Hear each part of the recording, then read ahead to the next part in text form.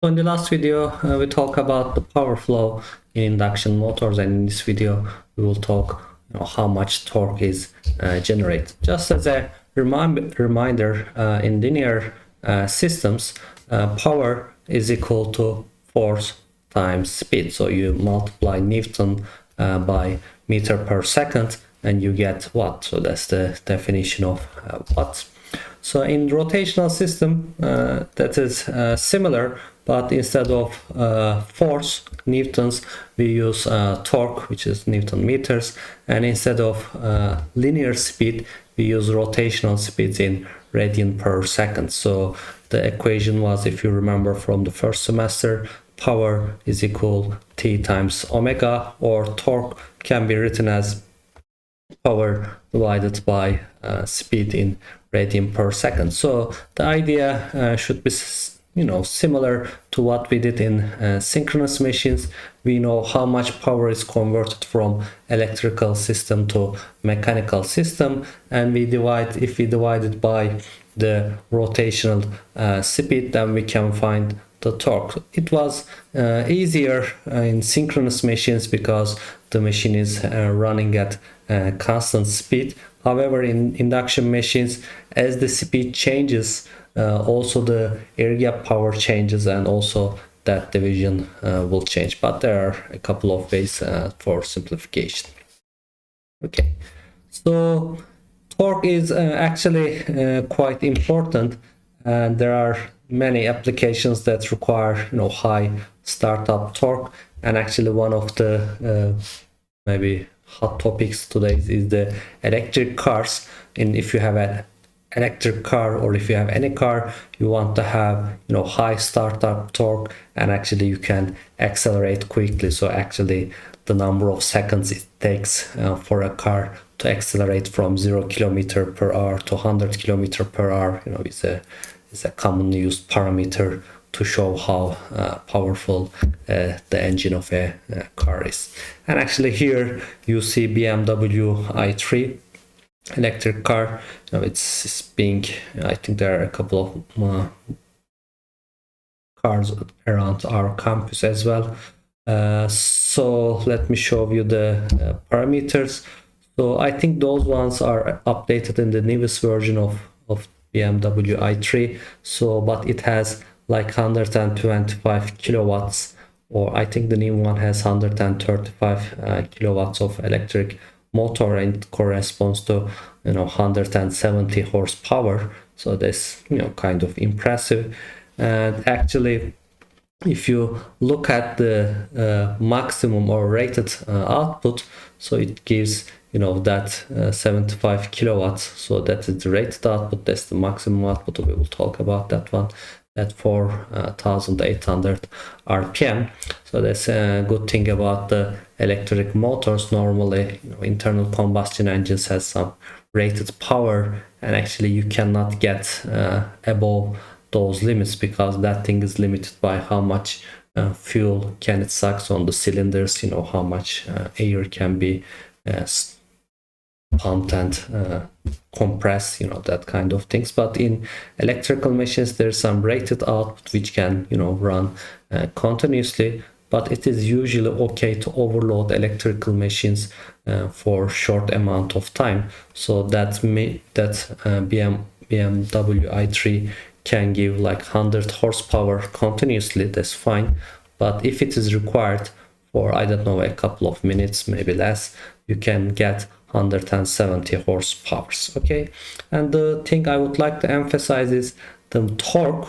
Okay, it can give 250 Newton meters, but it can give that torque at 0 rpm. So that is, once you put your pedal on the gas, it's not a gas pedal anymore, but anyway, so once you want to accelerate, the motor can give you like maximum torque instantaneously.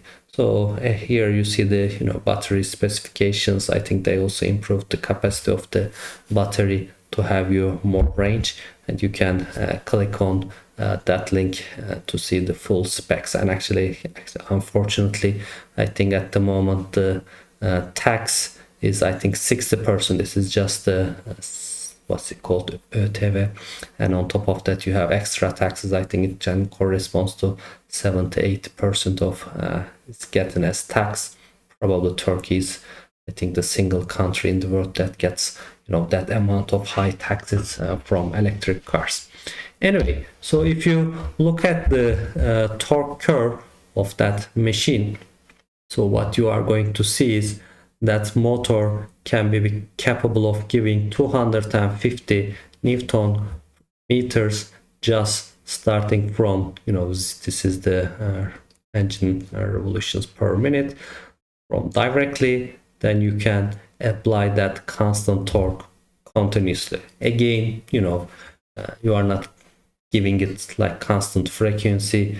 You have a power electronics to adjust the frequency and voltage of the excitation, input excitation, but you can get like maximum constant torque throughout the acceleration, and that's why actually electric cars is capable of, you know, in some kind of drag races, you know, they can win over conventional internal combustion engines. And I would like to show you a short video.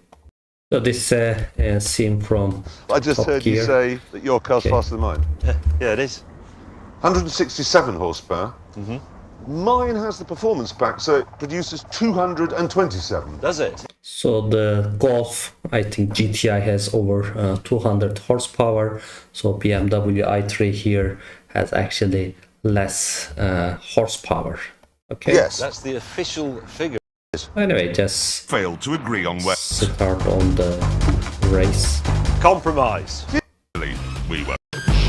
Torque from nothing, from really low down. So over a short distance, I should absolutely cream this. Here we go. DCC, normal. Steering, normal. Drive, eco. Wait, they just start.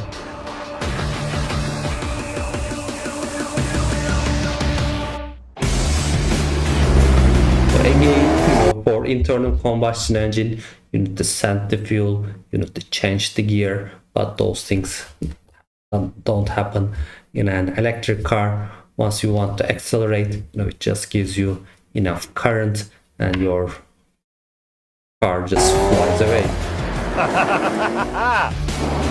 No need to rush. But however, you know, the maybe downside of electric cars is you have some maximum speed, because in order to increase the speed, actually you need to increase the applied voltage, and that one is limited by many cars with the battery voltage. So top speeds are kind of limited. Maybe they will improve it along the upcoming years, but let's see what happens later on.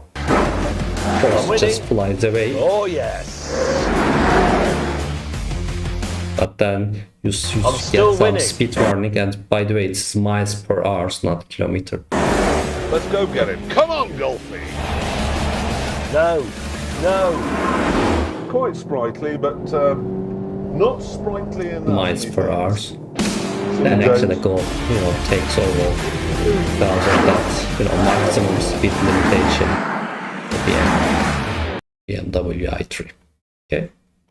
Okay, so how can we actually calculate the torque in induction machine? So what we have seen in the previous video is that is the energy that is converted to the mechanical energy, power. So we have current square times the resistance. I mean, that is not the actual resistance of R2 prime, but it is 1 minus S over S multiplied by 3 to find overall power. Then in order to find torque, I need to divide that value by omega, but then you need to be careful about that omega, that speed. Okay, one of the common mistakes is you can get the synchronous speed, or you can get the electrical speed. So actually omega in every torque equation is, we are in the mechanical system, so it is actually the actual rotation of the system. So you need to think about the number of poles, and actually you need to think about the real mechanical speed. Okay, and that one is like for omega r, so it is 1 minus s omega s. Again, omega s is our mechanical synchronous speed. And another common mistake is to confuse RPM with radian per seconds. In those torque relations, you need to take radian per seconds. Okay, so, and again, if you just write power in terms of our torque, instead of omega r, I can write 1 minus s times omega s, because if, for example, slip is, let's say, 0.1, so that means your rotor is rotating at 90% of the synchronous speed, so it is 1 minus s 0.9 times the synchronous speed.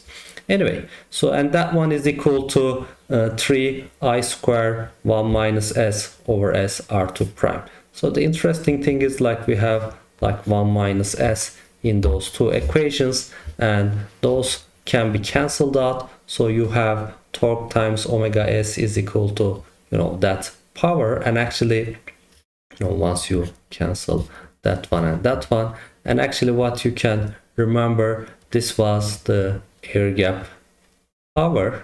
Okay, so that's the air gap power, and actually you can write the generated torque like that.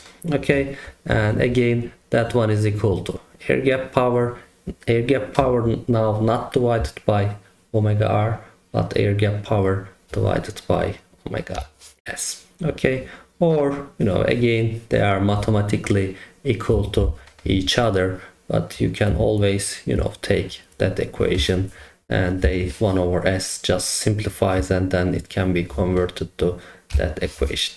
But again, as I said, whenever you have a torque or Newton, whatever, you need to think about the actual rotation speed of the rotor. So you need to think about the mechanical synchronous speed. So it doesn't mean, for example, if the machine is driven by 50 hertz, this doesn't mean 2 pi 50 hertz. It is 2 pi 50 hertz divided by pole pairs. Actually, sorry, it was behind me. So you need to think about the synchronous mechanical speed. So if, for example, if the machine is a 4-pole machine, then it is not like 2 pi 50 hertz, it is not 100 pi, but it is divided by 2, because number of poles is 4. Okay, so then the generated torque can be written like that. However, in that equation, okay, torque is that one, that's fine, but we know omega s, if you know the frequency of the excitation voltage and the number of poles, omega s can be calculated. Slip can be calculated if you know the rotor speed, and we need to know the rotor speed anyways. So then R2 prime is an equivalent circuit parameter, and maybe we already know it, or we obtained it from the locked rotor test. But how about the I2 prime? Okay, how we calculate that component, because that seems like the main parameter, both determines the air gap power, and from there the generated torque.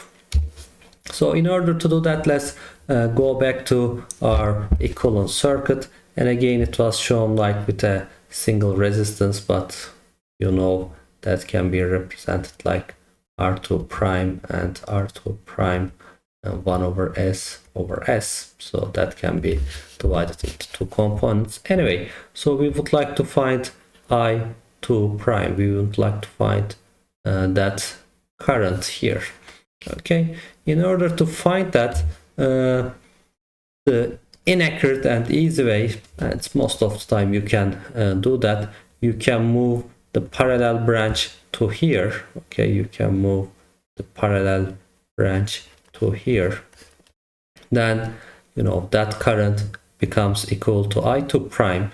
Then you can calculate the all resistances. So in the I2 prime, it is not depending on the rotor resistance, but it depends on the R1 stator winding resistance and the stator and rotor leakage reactances. Okay, so you can divide by the equivalent impedance to V1 and you can get I2 prime. But more accurate way is actually to calculate the Thevenin equivalent circuit. Okay, Thevenin equivalent circuit as seen from the rotor side, or maybe let me draw it here. Okay, so if I can just represent that side with an Thevenin equivalent, then it will be even more accurate. And again, you know, depending on your application, you can ignore the parallel branch at all. So then the circuit can be simplified. Let me go back. As seen, we would like to find the Thevenin equivalent circuit of that branch. Okay, so then how we can calculate the, you know, Thevenin resistance and inductances? Actually, that is easy. So the Thevenin equivalent circuit here is, you know, yes, you have RC and JXM in parallel, so there is one equivalent impedance here. Then you can have those things in series with the other one. Then you can calculate the Thevenin equivalent, you know, the V Thevenin, sorry, the voltage needs to be replaced as well, and you can find the Norton equivalent, Thevenin equivalent. I'm not getting into the details. Then you can calculate the Z Thevenin, so the combination of these things gives you the equivalent Thevenin circuit. So those things is RC in parallel with JXM plus R1 in parallel with R1 and JX1. Okay, so the voltage also need to change, and also impedance need to change, and then after that you have actually equal circuit parameters. And actually that is really similar to what we have if we just ignore that thing or move it to parallel branch. Okay, so then, you know, if you would like to find I2 prime, so remember what was the torque, the power, air gap power divided by the synchronous speed. So let's go back here. So in this equation, you know, you will see quite a lot in induction machines, but don't worry. So that part, okay, that part is I2 prime. So what you have is, you know, V Thevenin to prime square, sorry. So you have the Thevenin voltage divided by the equivalent impedance. So in that circuit you have the equivalent impedance here is R Thevenin plus R2 prime over S, and plus JX Thevenin plus JX2 squared and square root. Okay, so you have, you know, that thing. Let me write here, let me easier, I just write here. So I2 prime here is, that is equal to V Thevenin divided by that equivalent, and let me write that one.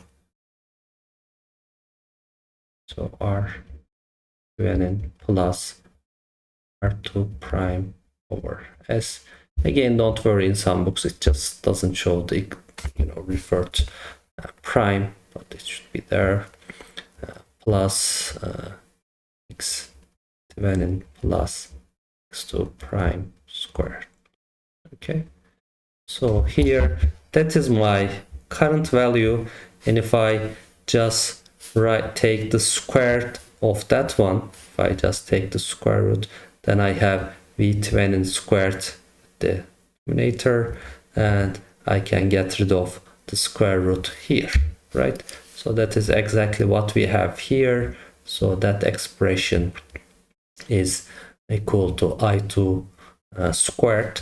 Then 3 is for total power, and R2 prime over S is for air gap power. Let me write that one. That part is T air gap. Then you divide it by omega S to get the torque. Okay, and again, if you are in a hurry, or again if you don't care about, you know, a couple of percentage error, which is usually the case, to be honest, So what you can do is you don't have to worry about the Thevenin voltages, but you can just ignore the parallel branch, or even if you move to the parallel branch to the primary terminals, they don't have any effect on the I2 prime. So instead of V Thevenin, you can get V1. Instead of R Thevenin, you can get R1. Instead of X Thevenin, you can have X1. So your equation basically becomes the same thing. So V1 squared R1 plus R2 prime over S squared, X1 plus X2 prime squared R2 prime over S omega S. Again, you don't have to memorize that equation.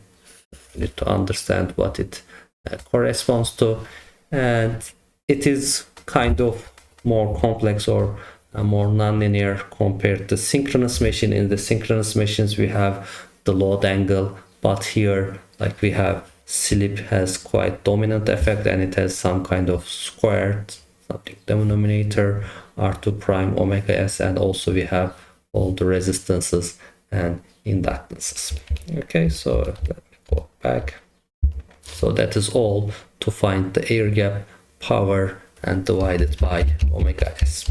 Anyway, so again, if you just think of the waveform, it is not really that straightforward, but let's have a look at what happens again.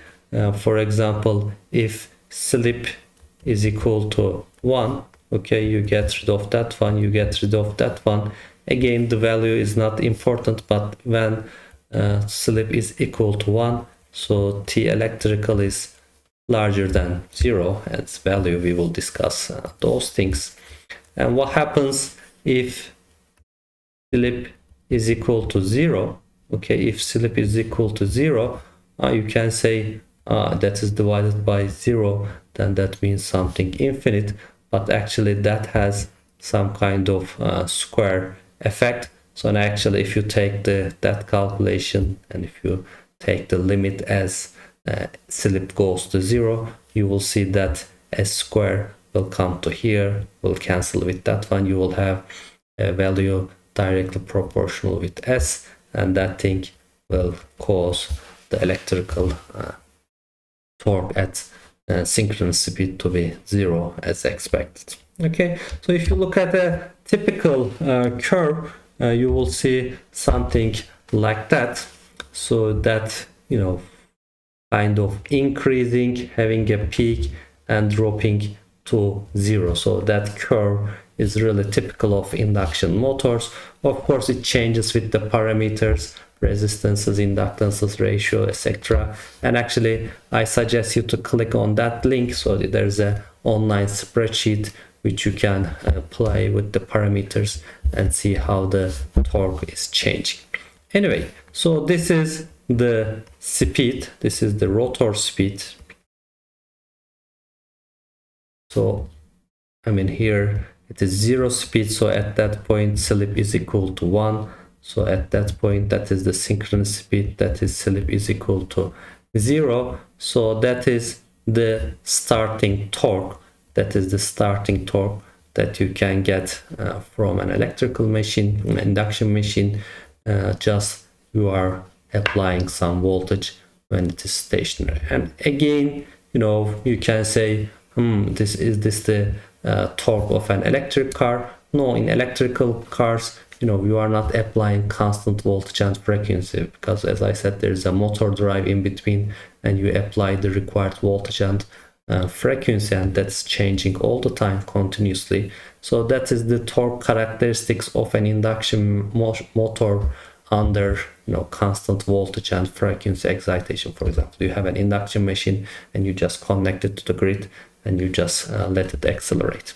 Anyway, so that is called the starting torque, and actually as it accelerates, there's a maximum torque. There's a maximum torque that you operate, that you obtain, and this is the maximum torque speed.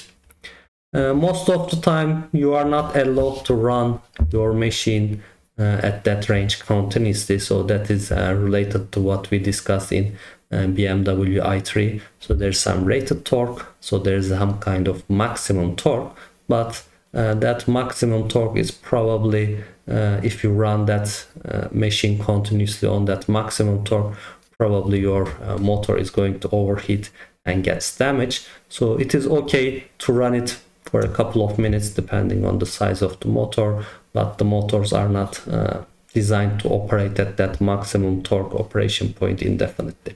Instead, as you increase the speed, as the slip gets smaller, you kind of, again, it is not perfectly linear, but it seems like it can be simplified to be as a linear region.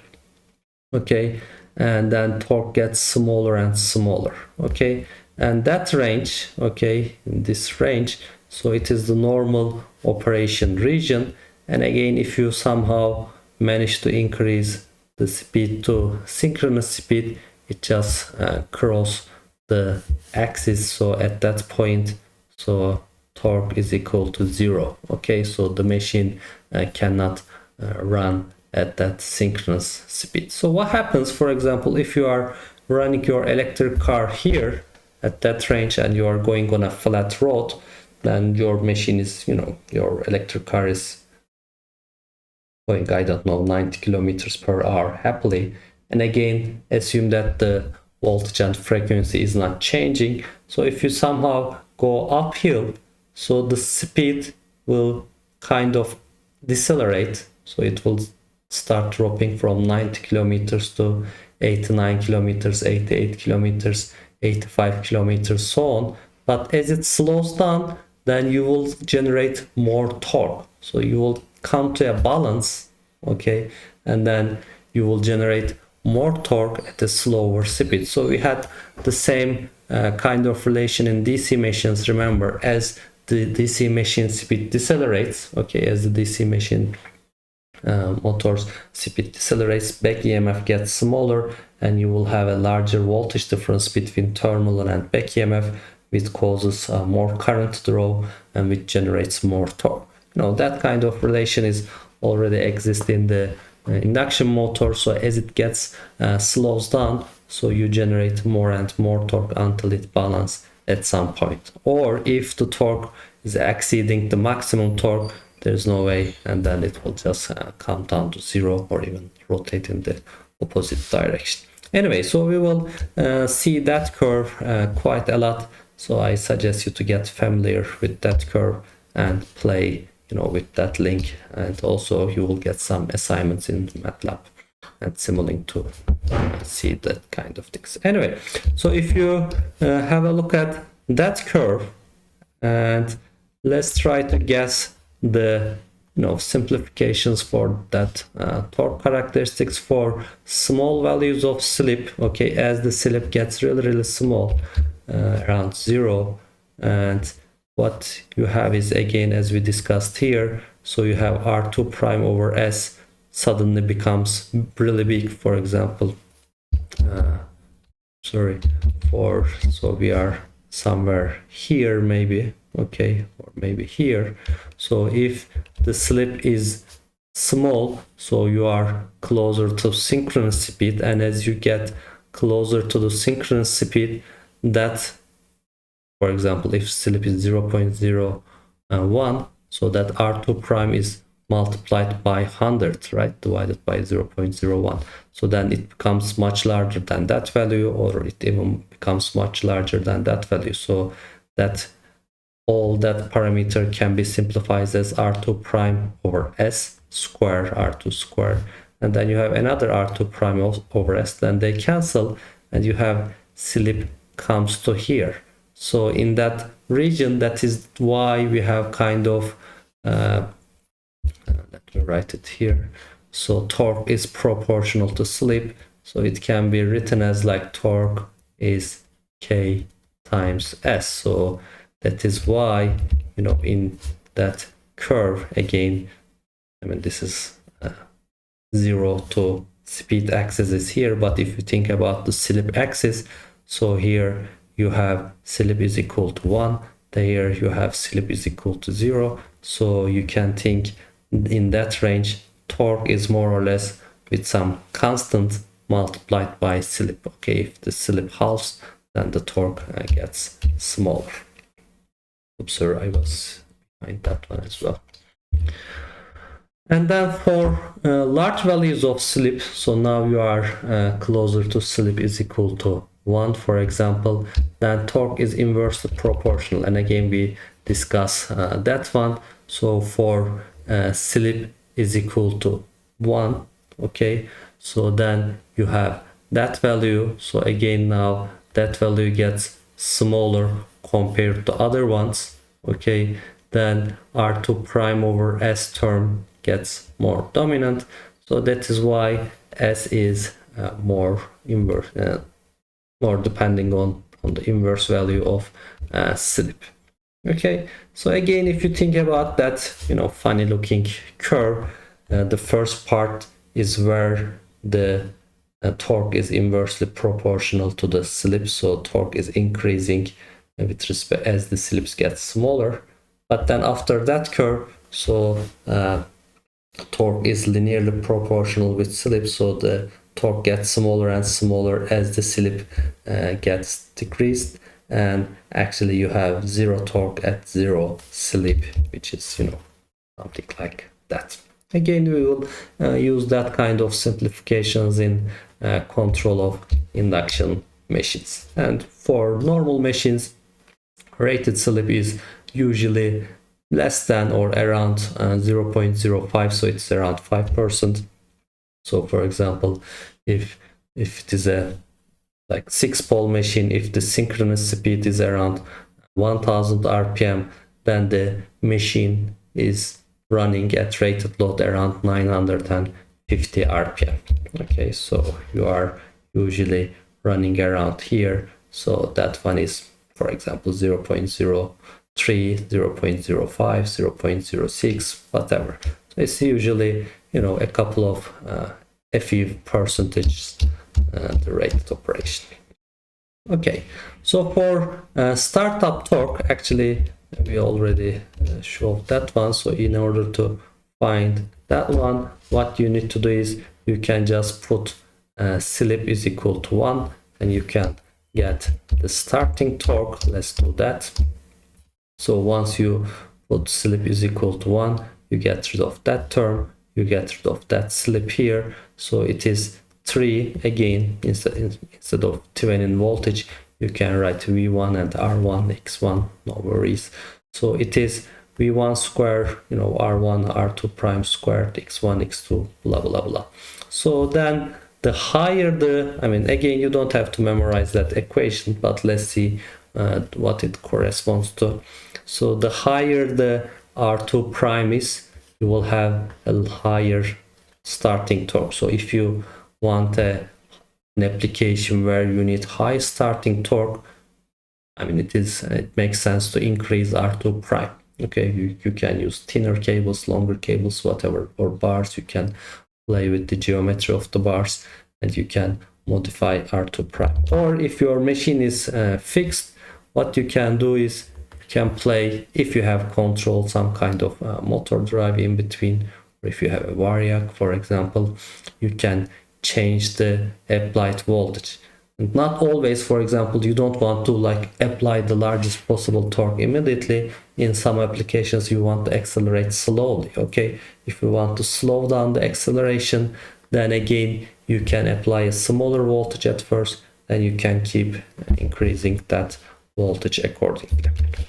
Okay, that is the starting torque. So there is actually round 2 for the electric cars versus internal combustion engines. Okay, and this is for, actually you can now find even better videos, I think, than that one. So that is for Tesla Model S versus the Lamborghini machine. So let's have a look at briefly on that. Okay, so let's. So on the left, I think this is kind of an old video. I think now Tesla has even more powerful models. On the left you have a Model S, like 4-door normal family car, and on the right it is, I don't know, super trophy Lamborghini car. I think it has over 600 horsepower or even more. And let's have a look at the race.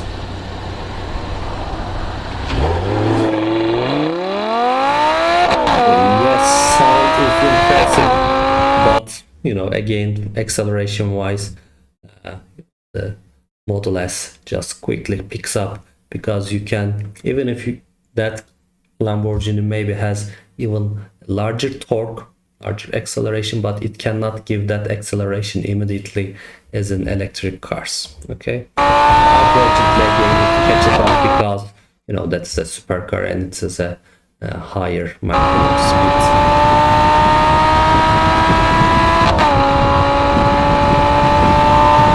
Okay, and actually you can have a look at the other videos as well, and there are many like acceleration videos with different cars, etc. Please check those links.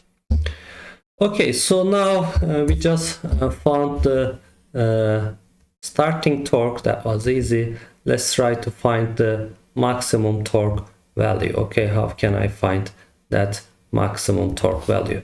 I mean, maybe mathematically, which seems like the easiest way is you can get the derivative of that equation, and you can find the point where the derivative is actually 0, where it makes a maximum, and then you can put that value into place and you can get the maximum torque. And you know, that's okay, but that is not the easiest way. In order to find the easiest way, let's go back to the equivalent circuit parameters. Okay, so we have discussed the electrical torque is equal to air gap power divided by the synchronous speed. So synchronous speed is constant. So in order to have maximum electrical torque, I need to transfer maximum air gap power. So the question is, if you have that kind of circuit, and if, for example, this is your air gap power, you know, transmitted to that one, and if I would like to maximize power to that component, what should I do? Probably you remember from the circuit theory classes, in order to have maximum power transfer theorem, if you remember that one, that says the load impedance, resistance, if it's just resistive components, load impedance should be equal to, so source impedance should be equal to load impedance. So that maximum power occurs when R2 prime over S is equal to equivalent impedance of those parameters.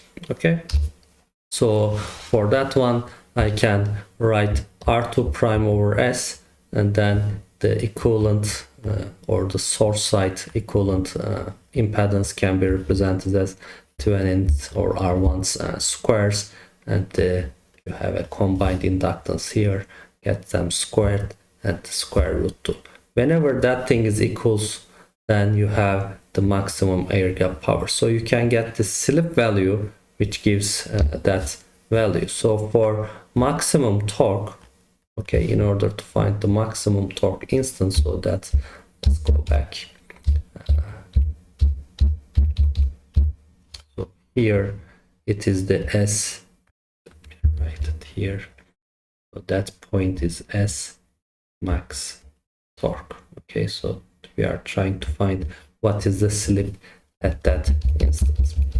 So that S value can be found using that equation. And again, you don't have to memorize that equation, but if you just put everything here, again, what you have is that kind of equation.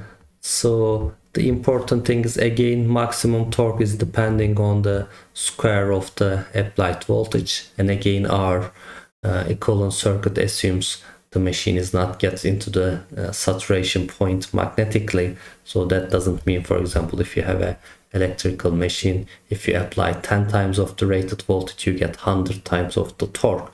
I mean, it doesn't works over very large ranges. You need to operate the machine in the linear region. Anyway, So the important thing is x, the speed that you get the maximum torque depending on R2 prime.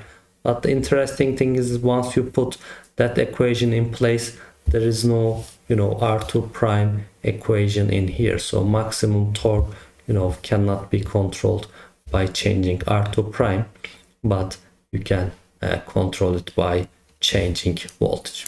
Anyway, we will come back to those equations once we get into the control of induction machines, but try to understand the torque equation and try to understand how it changes, how it reaches the maximum value, then it drops down to 0.